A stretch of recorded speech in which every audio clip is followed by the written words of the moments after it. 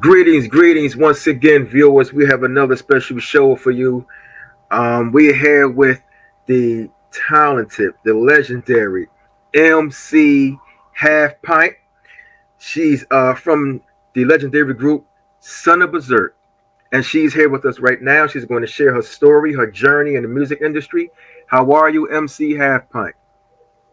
I'm doing well, thank you. I appreciate the opportunity to come on your show and speak to your Yeah. listeners as well as you. It's definitely an honor.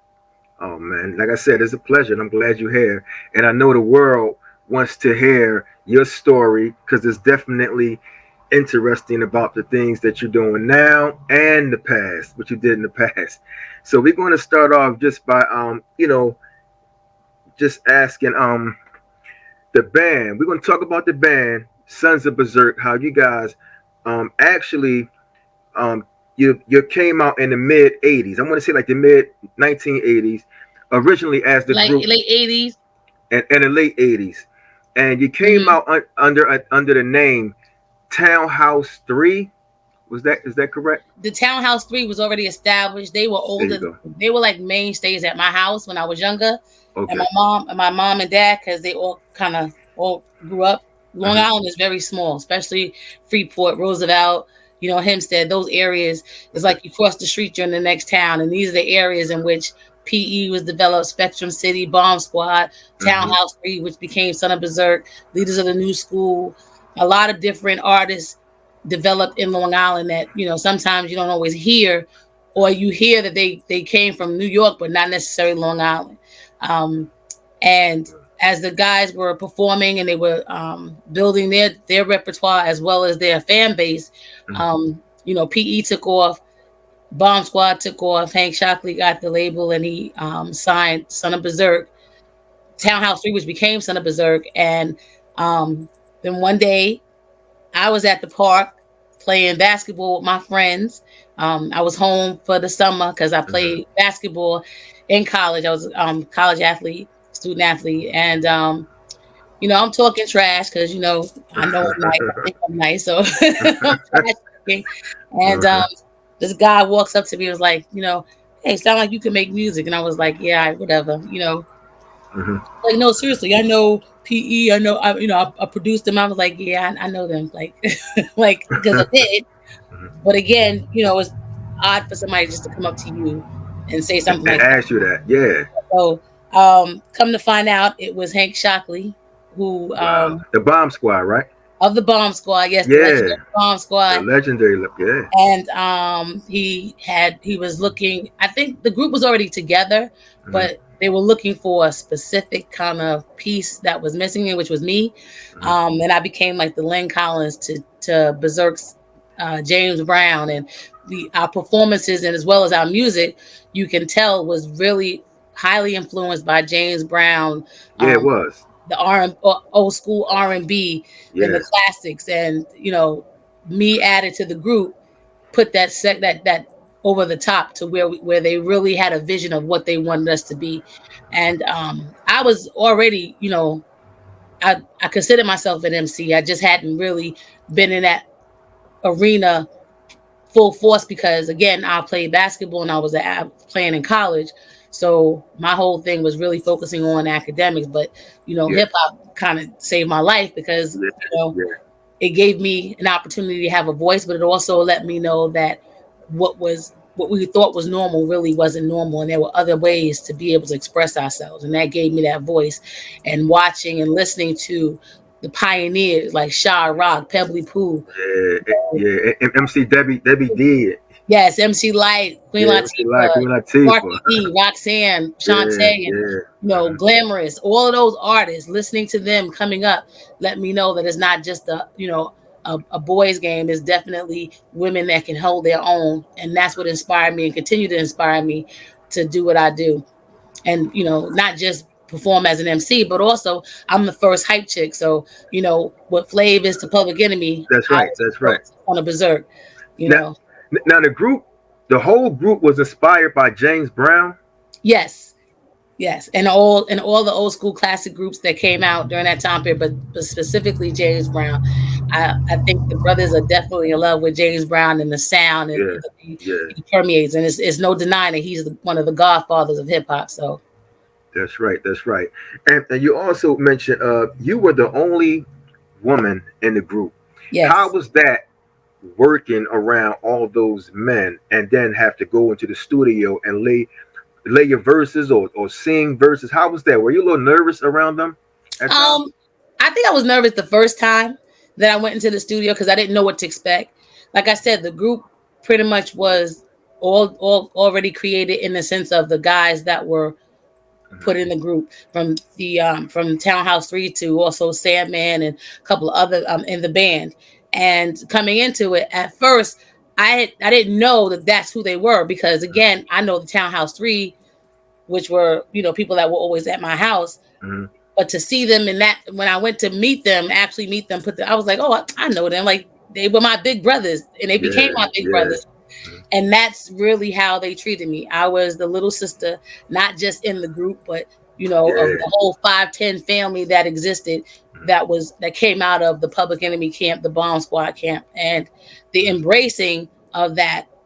I gotta say that they were very protective. They were very conscious of Okay. me being the only girl Okay. and the youngest, Mm-hmm. and not as experienced as far as like traveling and being on the road. So they definitely took me under their wing. I learned a lot from them, not just them, but also from Chuck and PE and the Bomb Squad and other groups that we toured with.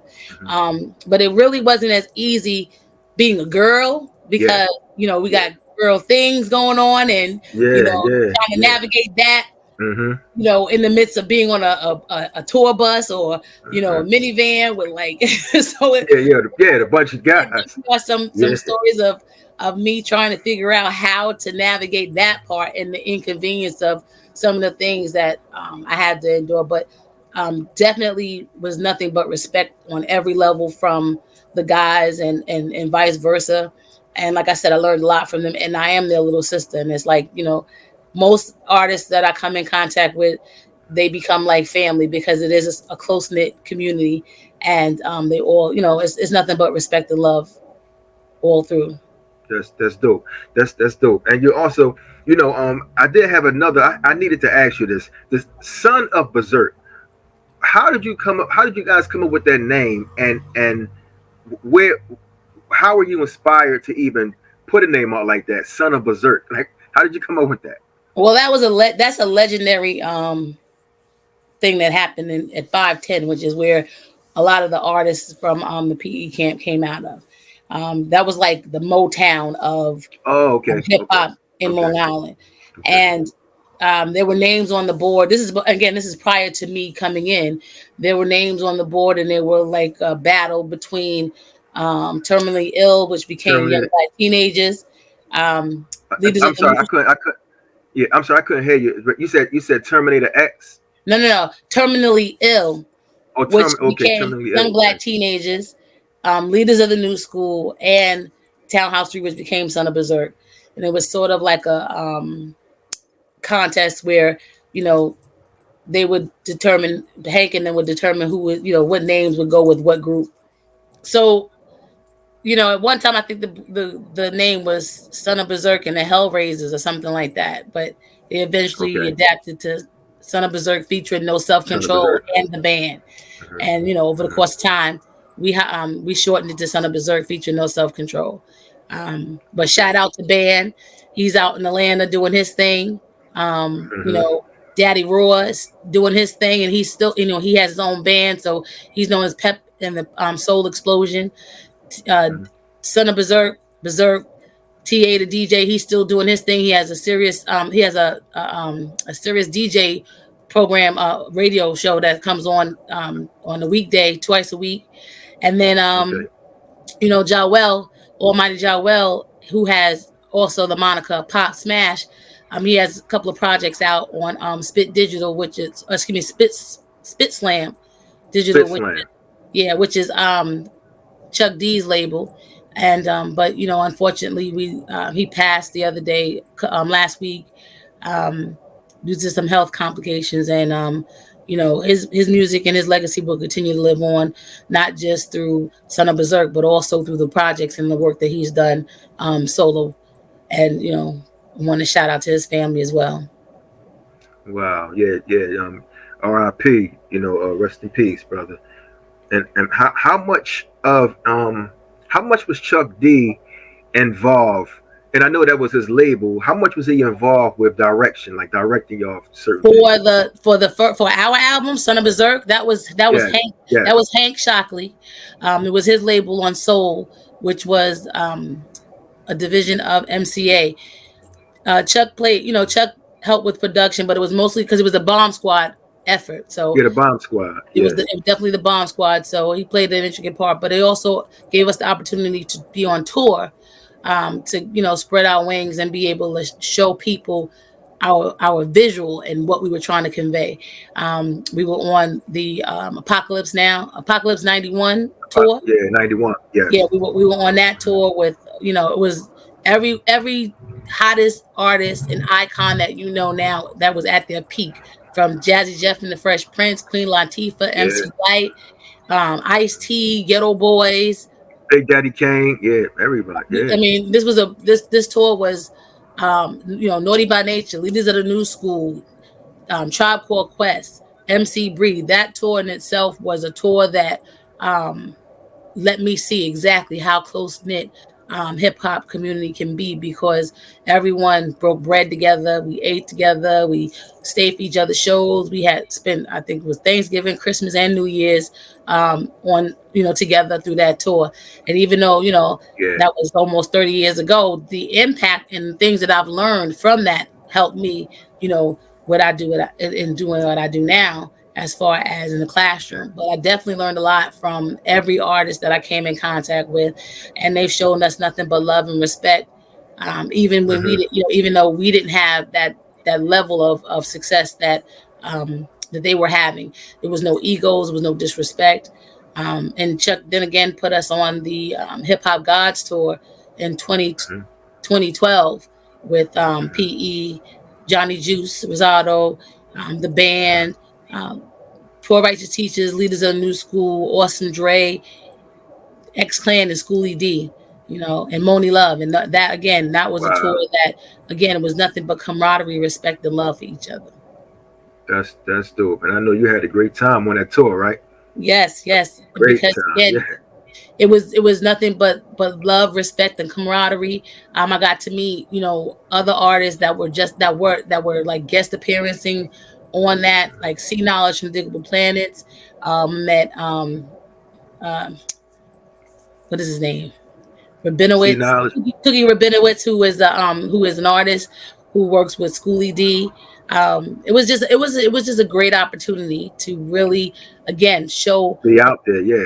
and show everybody what we do when we Yeah. do the show. Because it's one Hmm. thing to hear us on vinyl or record, Hmm. it's another thing to actually experience our show, and that's what we provide, an experience. It's not just you're not just coming out seeing us walking across the stages. You actually see us Uh, performing that's and right. getting the crowd engaged and taking them on a ride. So That's I right. love the performance, and I love to watch other artists perform. And I learned from Ice T how to watch the audience and the artists interact with each other. That's That right. was so profound that I use that in the classroom, and how I am able to read my audience, but also read people in general. So I learned a lot over the years from a lot of different people, and even if it was 5 seconds of their time, or You still love it. 5 years, Yeah. it was still nothing but respect, love, and I learned a lot. Oh man, that's wonderful. And when you think of Son of Berserk, I love the music, and everybody, you had like a unique style. Mhm. Stage performance unique. How do you describe the music that you all make? It's funky. It's eclectic. We cover every base of, from rock to hip hop to reggae to to just straight hip hop, boom bap. We love Yeah. music, and it was very clear, and it permeated through the first album, where you saw the switch Hmm. ups, and you saw how we were really trying to change the style, about how to convey us having a good time, but also Yeah. this being able to listen to some real music, and you know not just just putting it out there without really a thought. Hmm. This was a planned effort and really trying to get to the heart of music itself, while the Hmm. instruments of our voice made sure that we rocked that beat. And we were an acquired taste, and I get that because of what was out at the time. We were so off the cuff and so different that not everybody was ready for us. But those that were, they rocked with us, and they still rock with us. And I definitely appreciate the love that they've always given us. That's right. And one side I saw you and I wanted to do an interview with you.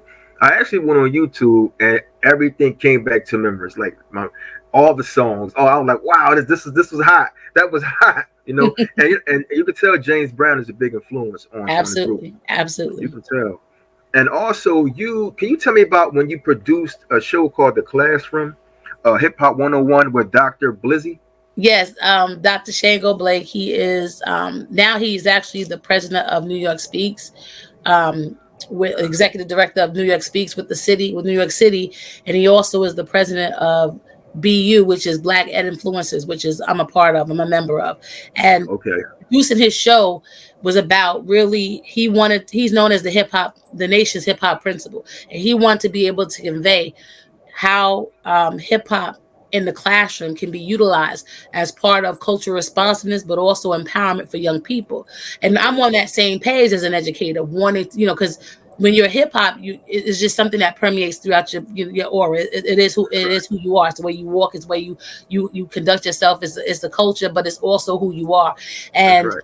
when you accept who you are and you can embody that, and then be able to connect with not just your audience but your students, then you're able to reach them on a level that may not be reachable by people who are not part of that generation or that culture, or that Yeah. or that genre. So we were, so that was about really exploring how to support young people of color Hmm. specifically in the Hmm. classroom as educators. And we would have guest speakers that would be hip hop artists, or that would be educators, and that had an Yeah. intricate piece in making sure that they touch those students to make a transition and help them evolve Hmm. academically, socially, emotionally, successfully. Oh, that's dope. And what you guys are doing, do everybody still come together at times and hang out, or how is your relationship with Chuck D and Public Enemy still to this day? I'm always gonna be their little sister. They're always gonna be my big brothers. Yeah, that's dope. Nothing has Yeah. changed, and you know, I don't get to see all. Even my brothers in my group. I don't get to see them as much, but I keep in touch with everybody. We Okay. always text, and we still live in the same area, but we're busy when we're not performing, or when we're not in the Yeah. studio. So we have to balance that, and I balance it by trying to make sure that if I have a time and I'm supposed to be there, I'm there. I'm doing what we have to do. We put, it's all about the music, and then I go back to my life on the other side. But you know, we keep in touch, um, regularly, because everybody cares about each other, and there's always going to be love. And like I said, they're like my big brothers, so there's never a time where, if they call me and say, "Pint, we need you here," or I say, "Bro, I need you," that they're not available. They won't make Okay. themselves available. But They'll everybody definitely come. is Yeah, doing make themselves wonderful things. available. Yes, Hmm. but everybody's busy doing some wonderful things, and continuing to pursue not just solo projects, but also where as a group we're working on a documentary. Okay. So we're hopefully that'll be completed within the year, where we actually really get to tell our story, and also you feel you visualize the Son of Bazerk experience, because we're we're a lot, but we're all composed of different ideas and different philosophy, Hmm. but still one mission of preserving hip hop and loving it, and making sure that people are enjoying themselves when they listen. That's right. That's right. And you also have a show. Well, you did a show. I don't know if it's still running, but it's called Hip Hop for Justice. Can you tell me about that? Yeah, Yes, about Hip that. Hop for Justice came out of the Justice for Mario Woods movement that started in San Francisco with Brother Miles, Okay. as well Okay. as the Nation of Islam that's in that community in San Francisco, where Mario Woods was actually killed by police officers, almost like a firing squad. And this is Uh-huh. around the time where this was the Super Bowl happening, so they push things under the rug. But out of this movement of Justice for Mario Woods came Hip Yeah. Hop for Justice with Brother James, the S1W from PE, and Brother Yeah. Miles from San Francisco, where they were doing weekly calls where hip hop artists were on the phone, and we're just trying to figure out how do not we not only preserve hip hop culture, but how do we become activists to make sure that police brutality doesn't continue, that we know our roles in our community, and we reactivate the village itself. And it evolved from the conference calls to actually honing into segments where I had a segment called Peace, Hmm. where I tried to empower the listeners with readings and texts that were interesting enough about us that would be able Yeah. to help us galvanize and understand our role so that we can empower the village and reactivate it. Yeah, Brother James, who had a segment, and he was about empowering and informing the community, and Brother Miles, who actually put everything together, Yeah. and made it so that we had a platform to actually speak to elders and bridge the gap between the elders and the young people. Remember that as a village, we can control and dictate the narrative and make sure that we remember that all the great things that we have been able to accomplish That's prior right. to slavery, the reforms and the movements that we've done during slavery and after, and so that we can continue to preserve and protect hip-hop for its original messages being the Black CNN of the ghetto. Wow. Wow. So that sounds like that's powerful. It's a powerful movement, and Brother Yeah. Miles is still, he's more boots on the ground in San Francisco doing this thing, and again, Brother James is doing what he's putting out projects, and he's still touring, and he's doing what he needs to do, and I'm continuing to bridge that gap in the classrooms and in the communities that I work in as well. Wow. Wow. What people don't know is that after your first run, you chose college over music, Yes. right? I was actually, when I got into the group, I was going into my sophomore year of college, as and like I said, I played ball. So Yeah. being, Yeah. being there, going into my sophomore year, Hmm. um, I realized that I kind of had, choices. I mean, my mentality when even though I knew better, and my coaches and my village at home Hmm. already gave me my assignment of what I'm supposed to do. When you get to college, it's a little different. So, Yeah. they were like, well, "What's your major?" I was like, "My major is basketball." They was, "Oh, no, no, no, we can't make that a major." So Wow. Wow. No major. No basketball major. we're gonna do something different. And Yeah. they were like, try education, and I knew that was my assignment, but I didn't like school enough to want that to be my assignment. I wanted to be able to, do something else, which was music, but I didn't know how and where that was going to happen and come into play. Okay. And it Okay. just happened to come into play going into my sophomore year that summer. We did the first single, Change the Style. I went back to school all excited, but not, Hmm. I knew stuff, but I didn't know stuff. I was like, yeah, I made a record. It was like, what's the name of the record? I was like, I don't know. you know, You said I don't know I had to wrap my head around all of those things because, again, what was happening fast, but it also was happening, and it was happening around me, but it was happening to me, and it was like, how do you process all that? So I'm how. going to, going back to college, starting the semester, playing basketball, and then I get a phone call like, "Yo, listen, you need to get on this flight because you about to go do this video." Wow. Wow. And I'm Wow. like, "What?" And then they was like, "Come back from there. Oh, you got this photo shoot, or you gonna go here, you going there." So school and basketball and the music, I was trying to balance at the same time until, Yeah. Yeah. How did you? Did you stop or? I learned that when I played basketball, I didn't have to just play at the school. I was playing all year long with my friends. We'd have, we play in tournaments and stuff like that. Okay. But the organized ball at college, I kind of had to, fall back because I was touring, and I Yeah. was going. And school kind of took a back seat for a minute too. But when I went on tour, because my major was communications and minor in media, Hmm. I was able to really do some classes and some work pertaining to that, around that, Okay. surrounding that. Like, you know, um, I did, work on live performances versus studio performances. Case studies, and just working towards that, looking at communications as part of, Okay. what I wanted to do in the music industry as far as promotion, marketing, and advertising. Those that from that perspective. But when I got back to school, Hmm. after the tour, after we were working on the second album, Hmm. kind of reality was setting in. Like, okay, listen.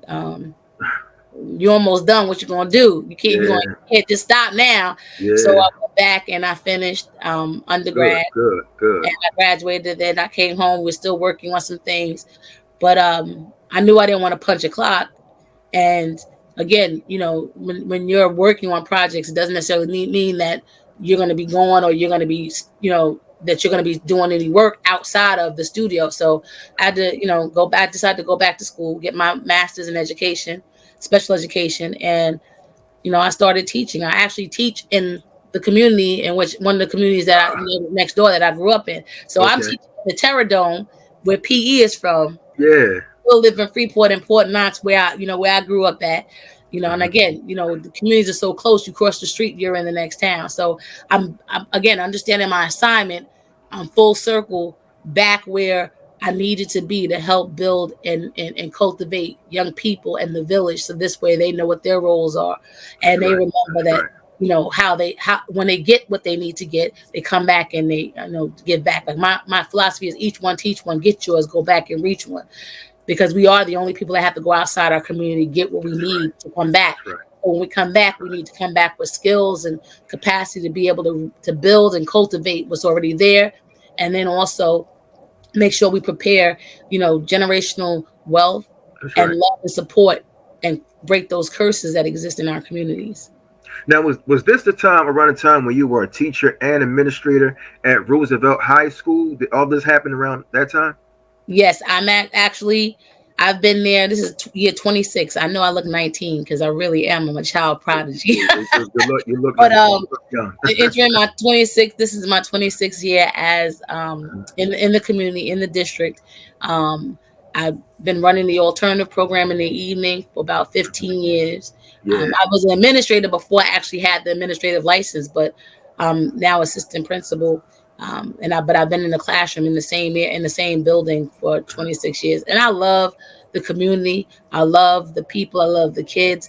And again, it's a village, Mhm. and in order to make sure villages flourish, you have to make sure that you empower your young people, and you give them the love and support they need with Mhm. all the resources necessary so they can function. So that's what I try to do, within the confines of being a part of a system in the Roosevelt High School district, or in the district itself.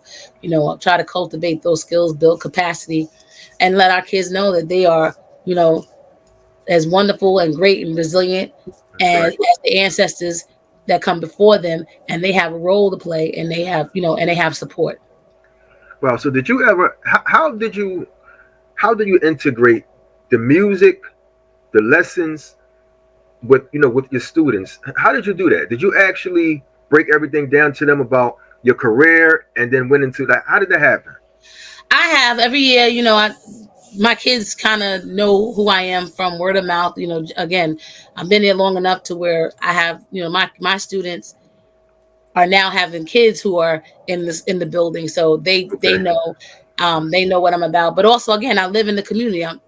I'm there. I don't just leave the school and then I'm done. I'm there all the time. Yeah. Again, my family members are from the community. I live in the community. I live next door to next door. But again, it's Mhm. so close knit that everybody related to everybody just about. Okay. And again, working with the kids, hip hop is who you are. So, I relate to them on the level of, I'm you me, That's and right. we can elevate together if we remember what our goals are, our roles are, and who That's we right. are and where we come from. Mhm. And hip hop is also about the language that we use, but also the cadence. When I'm talking and I'm teaching and I'm facilitating, a lot of times, what I'm conveying to them is in a cadence that kind of gets them in a rhythm that be like, okay, now I get it, I understand, now I'm in a groove. Yeah. And Yeah. Yeah. after I give them what they need for that little, little mini lesson, I step back, Mhm. and now it's all on you. What you gonna bring to the table? What you got? And that's just like Yeah. almost like when you're in a cipher, right? Uh-huh. You spit, Exactly.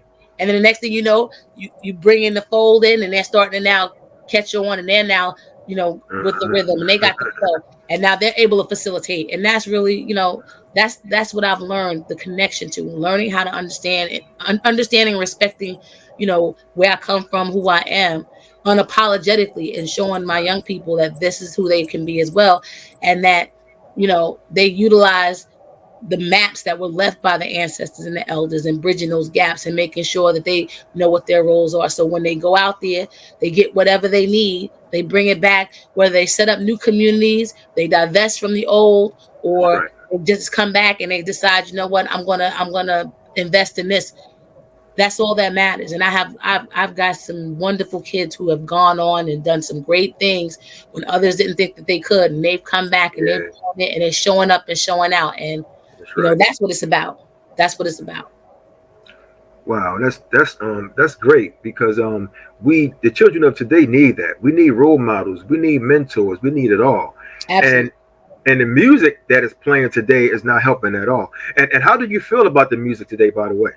Well, I think what I've learned, and one of the things that I try to do is I created two curriculums. One is history of hip hop, Okay. and a sociology perspective, from a sociology perspective, and also melanated in the media, which is an elective about how we're portrayed in the medium and that we don't control.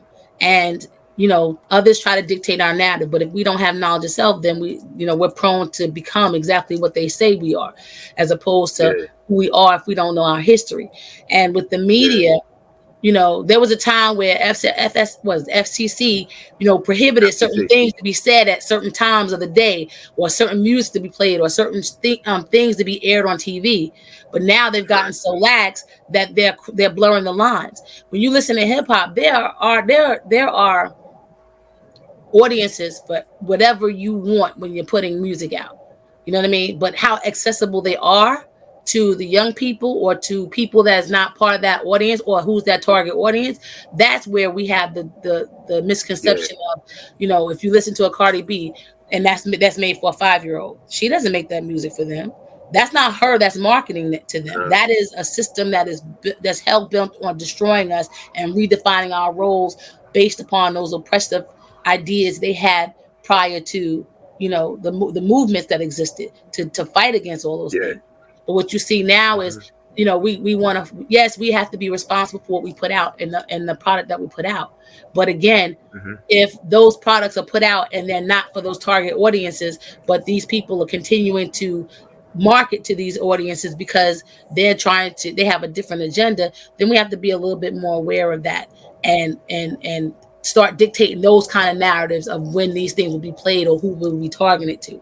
I mean, it's just like when you talk about That's right. Kyrie, and the fact that he posted a movie that somebody else created, and you got all this Yeah. backlash. But the reality is that nobody's going after the person, nobody's going after Amazon for posting that, That's right. That's right. or of That's right. actually uploading it, or buying it. Nobody's going after Jeff Bezos because it's his company. They're going after, as always, the brother who just happens to step out on a limb and say, you know what, this is something that I'm retweeting, or this is something that I think that needs to be shared or seen, as opposed to those that are actually putting those products out.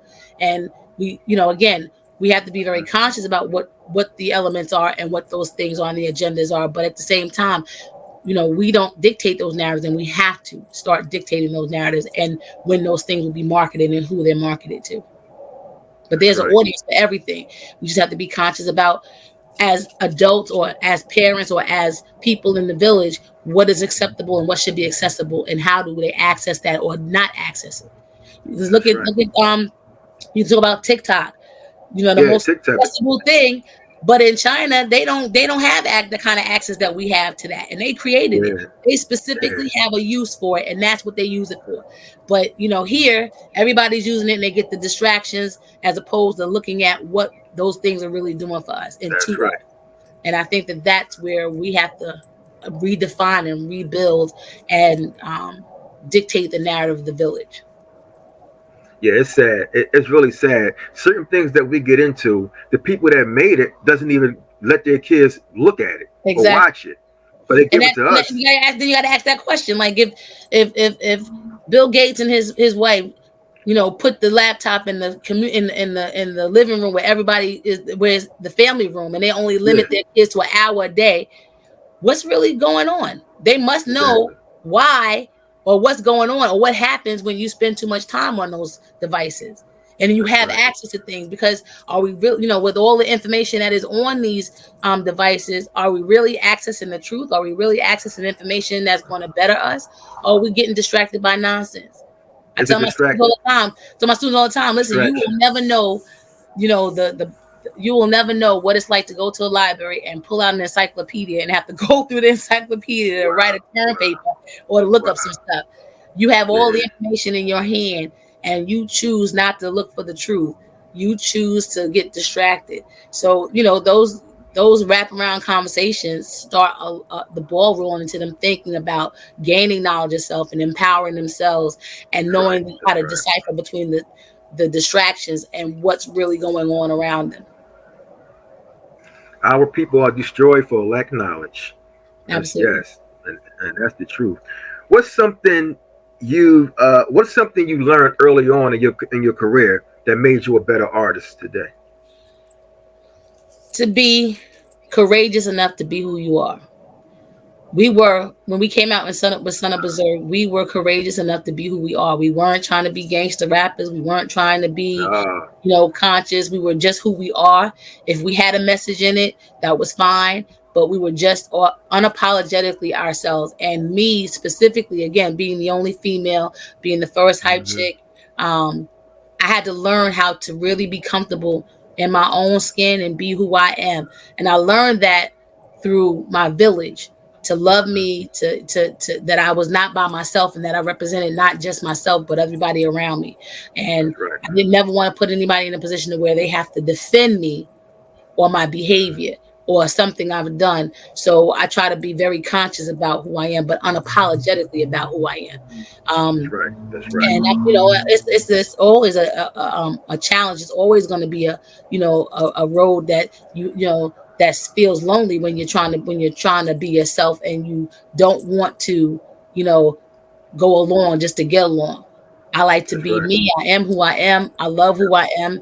Right. And that's a journey that in itself, trying to continue to just find who I am, and be at peace with that, and then be Mm-hmm. able to convey to others and share with others that it's okay to be who you are, and it's okay not to have to go with the norm, as long as you stand on your square, and that you honest, you loyal, you respectful, what I'm saying, you take accountability, all those character traits that sometimes Right. you forget to embody and embrace. Mm-hmm.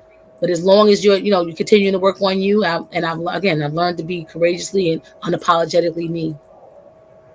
Wow. Wow. That's definitely well said. And you have something special. Real hip hop. This is the single. Well, I watched the video. Can you please tell me about Real Hip Hop? I love the video, by the way. Thank you. So Thank you. yeah, This was explain a that. song that was done during COVID, on True Groove All Stars Records. Okay. Um, Tomas Donka, Marla Mace, Touchy Feely, they are some great people. Um, we had did a song with them called Skin in the Game with Son of Bazerk. We did a song with them, and then they said, Yeah. we want to do a solo. And I was like, okay, cool, bet.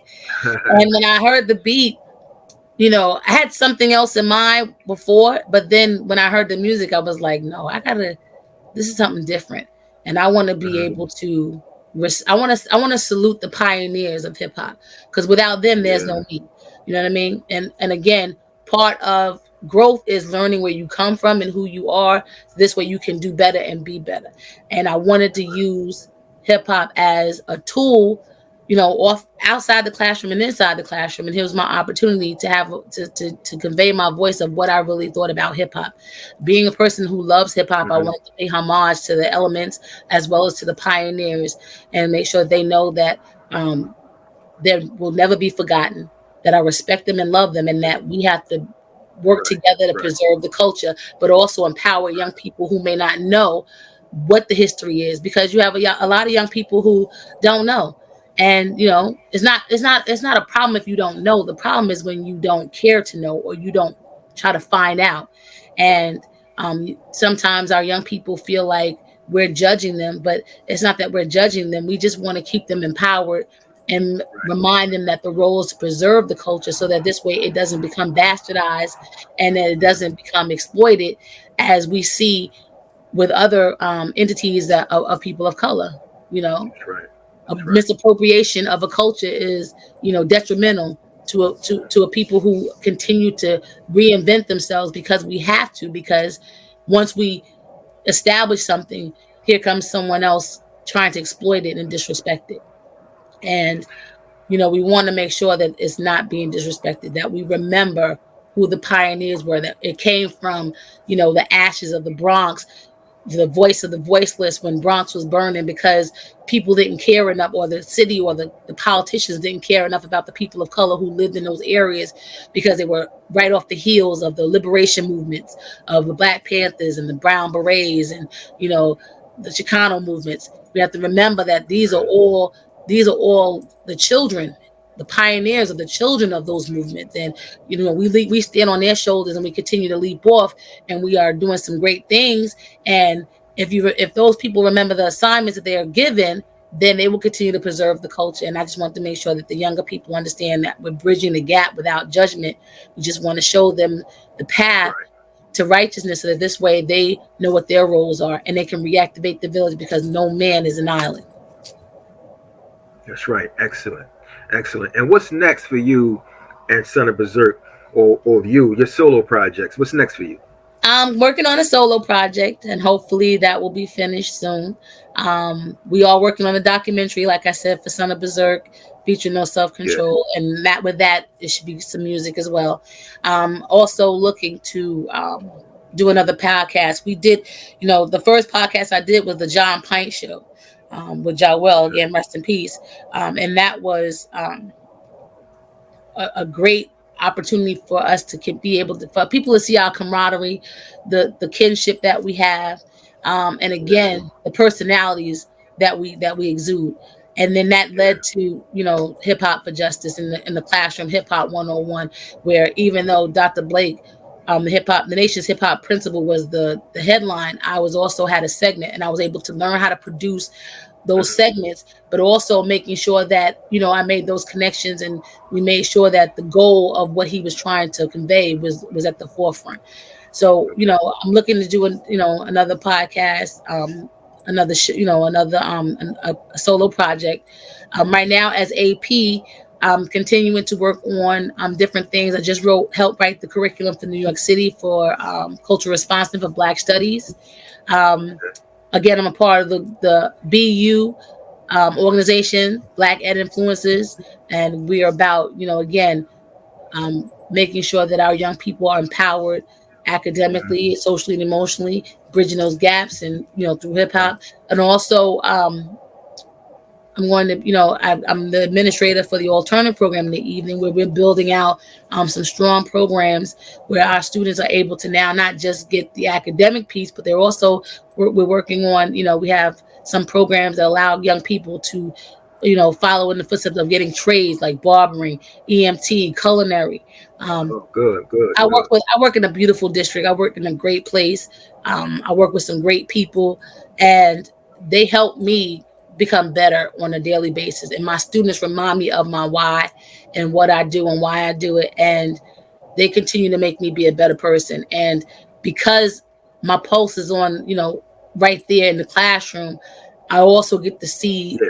what they need, and how I can try to convey that, or either support that, or bridge those gaps between the elders and them, so this way they understand Okay. what hip hop is about, who we are, the activism that comes with that, and then also the Mhm. roles that we're supposed to have in the communities. Our soldiers, those brothers that are hugging the block, those people supposed to be our soldiers protecting the block. You know what I'm saying? That's Making right. sure That's that right. making sure that these youngsters are doing what they're supposed to be doing and getting what they Mhm. need to get. We have so many young people who are talented and resilient. We just have to continue to tap into that, cultivate it, so that this way they can continue to do great things. And I look forward to continuing to do that, as well as, again, put out good music, good content, and making sure that people understand that they have to respect and preserve the culture if they want it to continue to be um, grassroots and respected on a Grassroots. level that, on a level that it's $1 billion business. It's easy to get distracted if we don't keep the That's focus right. on the empowerment piece of that. Excellent. And do we have a date for this project that you're coming out with? No date. No dates yet. Unfortunately, no dates yet. Okay. but I will keep you posted. I will say Okay. this as I'm, again, I'm moving into 2023. I'm learning how to balance a little bit better work, school, Yeah. Yeah. studio, shows. Yeah. I mean, Wow. I have the BW, the BWB, the Black Woman's Burden. I'm like, I feel like I'm a superhero, you know, Black Sometimes it's women. like that. Listen, Black women are always superheroes. We have, sometimes we have our jobs a little bit more than others because if we have to Yeah. hold down, the home with the kids, but Mm-hmm. we also have to learn the balance of being able to take off that cape for a minute, regroup, rejuvenate, and then go back out and do the job again. Um, and it's always good when you have good brothers around you, surrounding you, giving Yeah. you that push, giving you that love and that respect, and then also making sure that they hold you down as well. And that's what a lot of my projects will reflect from that point on. The camaraderie, the love, the respect for each other. Black man, black woman, black man, Yeah. all the Yeah. same. There's no different between us except for the boat ride, and just making sure that we're empowering each other and we're loving on each other and respecting each other and we're loyal to each other as we continue to navigate this thing called life through hip hop. Wow. Wow. That's great. And I have a question from a fan. Real quick. How did you come up with the name Half Pint? Well, I was little C back in the days when I was younger Okay. because I'm only 5'3", but Oh wow. I'm Okay. 5'3", but I play like I'm 6 feet tall. Just so y'all know. Yes, Five I'm a three. guard. Yes, I'm 5'3", but I be in Yeah. the paint. I'm in the paint, bodying, Okay. getting reads. Okay. Okay. Okay. So I Wow. wanted, I chose half pint when I got into the group because I wanted it. I wanted people to know that that might be my stature, but that's not my mentality. You Okay. know, I'm Okay. I'm I'm a big man in my mind, and I walk in the room like I got 10,000 ancestors behind me Yeah. because like I said, I'm unapologetically me, and my village has always held me down. So they give me the strength to continue to push forward Mhm. and reach any goal that I set. So half Wow. pint was a way to really kind of sum it up. Half pint, but I don't half step. Wow. Okay. Great. Half pint, but you don't have step. Now we got that from the person that asked the question. We got it right now, Sabrina. I want to put a name out there. Hi, So, Sabrina. hey, she's definitely gonna see this. It's gonna air. And just I thank you. I really do for coming onto the show for giving us information about your journey. Thank you for that. Is there anything you would like to tell the fans? Again, I appreciate being on the show. Thank you. Anytime you call, all you gotta do is just say, "Yo, Pint, I need you. I got you." I Yeah. want to thank Okay. everyone for watching. Check me out on Facebook, Half Pint, under Facebook, or Cassandra Jackson on Instagram. It's Half Pint NSC. On Twitter, it's Half Pint NSC. Um, Okay. on YouTube is Rebel Soul Sister. You see some videos from back in the days. They have some Yeah. unreleased music got uploaded from the second album that we were supposed to put out. Okay. We have again Bazerk Bazerk Bazerk. You probably will find that on eBay or somebody that has Mhm. that as a cult classic. We had Well Thought Out that was produced by Johnny Juice. And that came Wow. out in 2010, but that people are still bumping that. I have the real hip hop that came out in 2020. I have a duet that I did, a feature that I did with Marla Mace on the Truth Comes Down, Mhm. Blood and Concrete with Thomas Donker. I did a guest appearance with Craig G and MC Stesty MC for the Okay. Fourth of July. I did a feature with the brother Solo Flex out there. He did production in Cali, and it's called Cold Children of the Light. Mhm. Um, so I'm just, I'm I did um what is it? I did a song with the B Boys, Donald The D, B my boys. brother. Okay. Yeah, shout out. What you Okay. gonna do now? I had to, he asked, he called me up and said, Wow. "Hey, I want you to be on the side." I said, "No question. Listen, Yeah. I'm honored for anyone that asks me to, to be a part of their project. It's a Mhm. blessing. It's an honor. Yeah. Again, sometimes when you're living it, you don't really realize what you're doing and what you're accomplishing until you actually sit down and take a breather and be like, wow, I like, okay, I Mhm. did something. And it's, but I'm humble. I'm the humility of it all, and knowing, that the people that I've come in contact with have made a positive impact on me. Again, whether Yeah. it's 5 minutes, 5 years, 50 years, whatever the case may be, I've learned something from everyone, and every day is a lesson. So I just keep on pushing and keep encouraging, and I'm gonna keep on the grind. I'm stay on the grind. That's right. That's right. Don't stop. You stay on the grind. You know, that's where's it at. Half Pint, I thank you so much once again. A Vision Media broadcast. You just seen something special. You saw a legend. She shared a story, and I hope that we can go do this again because I know it's more. I'm just giving you a little piece of her story, but it's more than that, you know. But I thank you so much, and I just want to say peace out. I really do. Hmm. Salute, my brother. Thank you very much for having me on the show, and thank your fans. I appreciate y'all all. Salute.